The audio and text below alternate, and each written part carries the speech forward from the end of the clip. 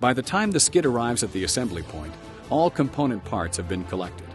Assembly and testing is the final part of the operation and the last opportunity to ensure that the quality going out the door lives up to the expressed standards of the company and its product warranty. As mentioned previously, each component is custom fitted, and the assembly of any of the 3 centrifuges can take up to 8 hours or more. The first thing that's attached is the motor. Special electrical cabling is required for operation, and it too is installed. When the auger and bowl arrive, the two are fitted together and sealed. The gearbox is balanced, attached, and the entire rotating assembly is sent for balancing as a combined unit. The balancing machine works on the same principle as that used for car tires.